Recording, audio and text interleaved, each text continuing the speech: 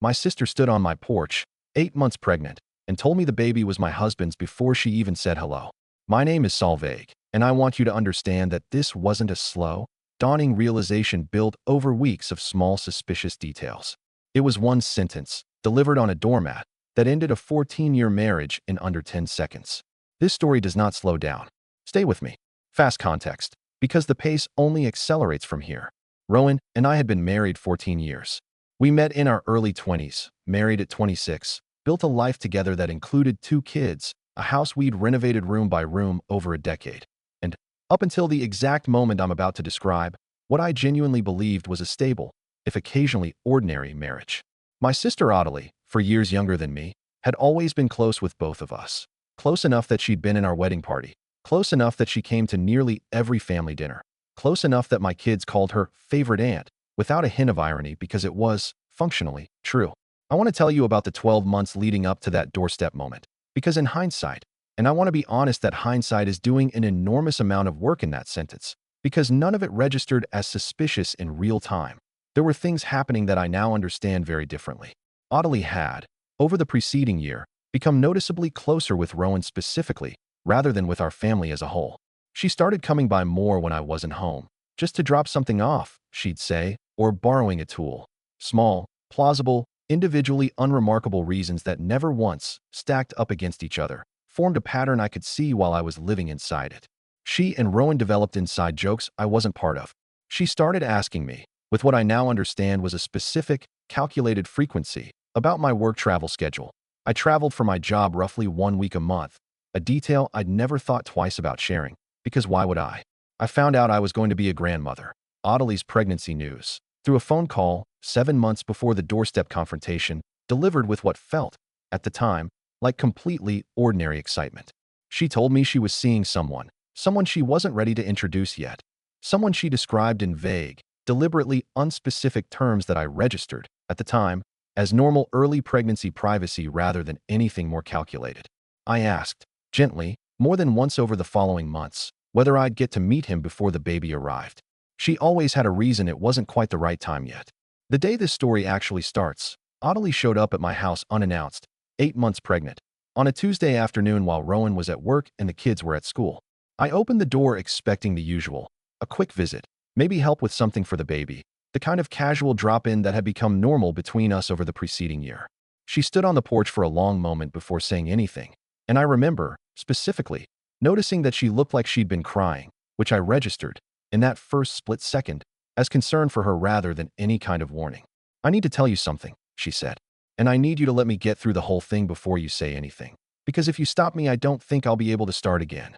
I said okay, genuinely still expecting something about the pregnancy itself, some complication, some fear about parenting alone. "The baby is Rowan's," she said. I want to describe the next several seconds carefully, because I think it's the closest I can get to actually putting you inside that exact moment with me. I did not immediately understand the sentence, the way your brain sometimes simply refuses information that violates too many assumptions at once. I asked her to repeat it, not because I hadn't heard her, but because some part of me needed her to say it twice before I'd let myself believe it. "Rowan," she said again, quieter now, tears actually falling. "It's been going on for about a year. I'm so sorry. I've wanted to tell you for months, and I couldn't figure out how. And I can't keep lying to you anymore, especially not once the baby's here." A year. I stood in my own doorway, doing the math that I think everyone in this exact position eventually ends up doing, right there on the spot, unable to stop themselves. A year meant it had started roughly 7 months before her pregnancy announcement, meant every single one of those small, individually unremarkable visits over the preceding 12 months had a different shape than I'd understood them to have, meant every one of my work trips, every week I'd been away, had apparently created exactly the window she needed. I want to tell you what I did next, because it happened fast, and it did not stop escalating for the rest of that day. I didn't scream. I didn't cry. Not yet. That came later, in waves, over the following days. What I did, standing on my own porch with my pregnant sister in front of me, was ask the question that I think mattered most in that specific moment. "Does Rowan know you're telling me right now?" She shook her head. "No. I couldn't tell him I was coming here. I think he's been hoping this would just, I don't know, resolve itself somehow, without either of us having to actually say it out loud." I called Rowan immediately, standing right there on the porch with Adelie still in front of me, both of us now equally exposed to whatever was about to happen. He picked up on the second ring, his voice easy, mid-workday, completely unaware that the entire architecture of our marriage had just collapsed in the 90 seconds before his phone rang. "Hey, what's up?" "Adelie's here," I said. "She just told me everything." The silence on the other end of that call was, without exaggeration, the longest silence I have ever sat inside of in my entire life. I actually watched the call timer run, 18 seconds, then 22, then past 30, before he finally spoke, and when he did, every trace of his earlier ease had drained completely out of his voice. "I'm coming home right now. Please don't do anything until I get there." He was home within 20 minutes. And what followed? Once he walked through our front door and found both his wife and his very pregnant mistress standing in the same living room, was one of the most disorienting, escalating conversations I have ever lived through, and it did not slow down for a single minute of it. Here's the shape of what actually came out over the following several hours, stripped down to its essential, devastating parts. It had, in fact, started almost exactly a year earlier. A conversation at a family barbecue that turned into something more, according to both of them, without either of us really deciding it on purpose, a phrase I've come to understand, through this entire ordeal, as one of the most common and least honest things people say about affairs. Because nothing about maintaining a year-long secret relationship with your sister's husband happens entirely without deciding it, not when it requires that level of sustained, active concealment. They'd used my work trips specifically, deliberately, according to what eventually came out, as the primary window for seeing each other, meaning that every single one of my out-of-town weeks over the preceding year had been, unbeknownst to me, functioning as scheduled time for my husband and my sister to be together in my own home, my own bed. I would later learn, in one of the details from that day that still, months later, makes something in my chest go cold whenever I let myself think about it directly. The pregnancy, they both insisted, had not been planned, a claim I have chosen, for my own sake, to believe, mostly because the alternative is a version of this story I don't think I can carry alongside everything else I already have to carry. But planned or not, it had happened 7 months into the affair, and rather than tell me immediately, rather than end things and let the truth surface in whatever painful but at least honest way it needed to, they had both continued, separately, to manage and conceal it from me for the following 7 months, oddly through vague, unspecified boyfriend stories, Rowan through nothing at all, simply continuing to live inside our marriage as though nothing had changed. I asked Rowan the question everyone in this position eventually asks, the one that never has a satisfying answer. Why? 14 years, 2 kids, a whole life. And you did this with my own sister, in our own house, and let me find out because she couldn't carry the secret anymore rather than because either of you decided I deserved to know. He didn't have a good answer for that, because there isn't one.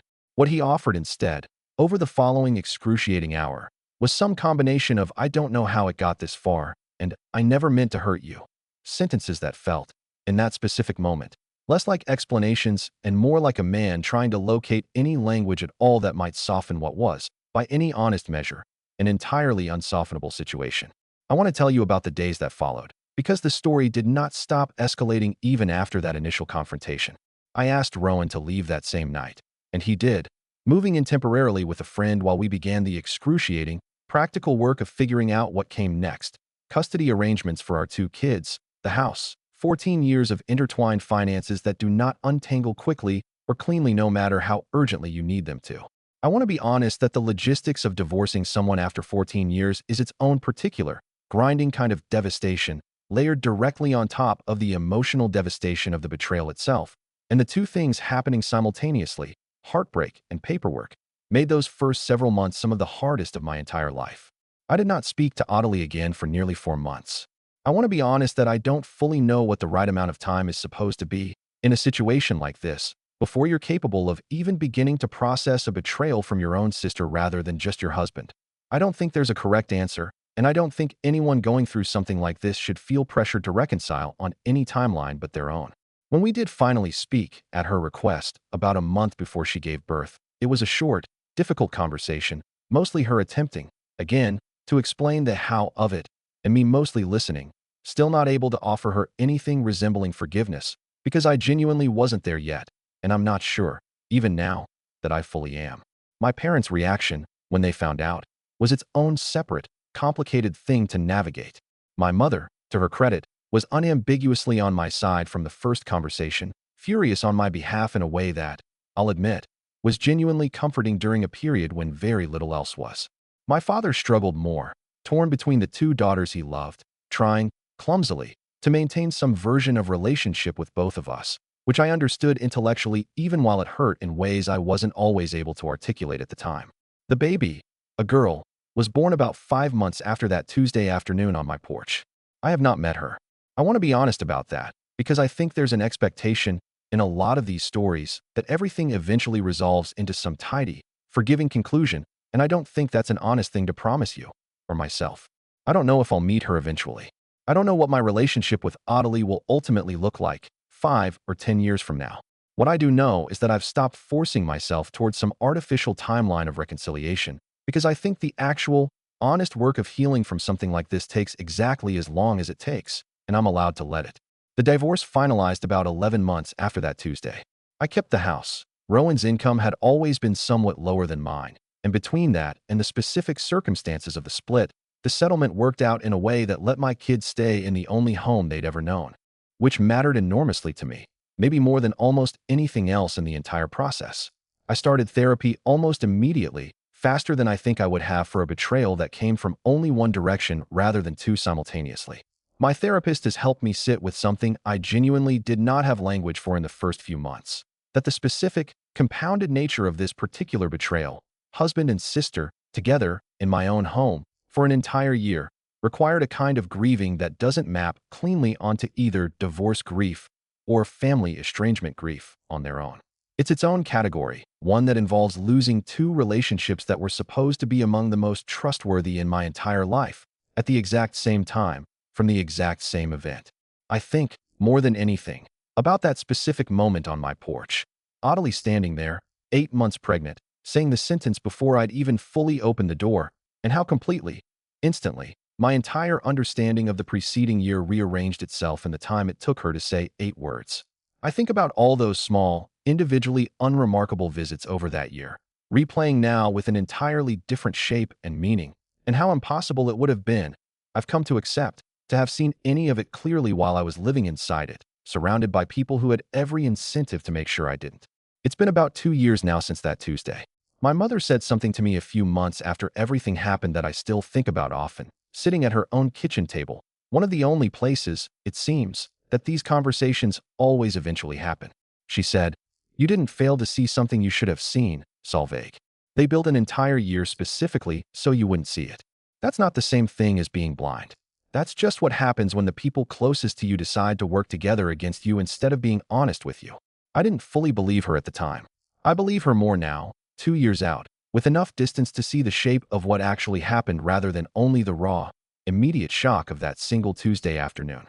If you've ever had a betrayal come from two directions at once, a partner and someone else you trusted completely, working together, in secret, inside your own life, I want to hear about it. I think there's something uniquely disorienting about that particular configuration of loss. The way it doesn't just cost you one relationship, but two, simultaneously, and forces you to grieve both, while somehow also continuing to function, to parent, to show up for the rest of your life that's still, despite everything, ongoing. One doorstep. 8 words. That's all it took to learn that the two people I trusted most had spent an entire year deciding, together, that I didn't deserve to know.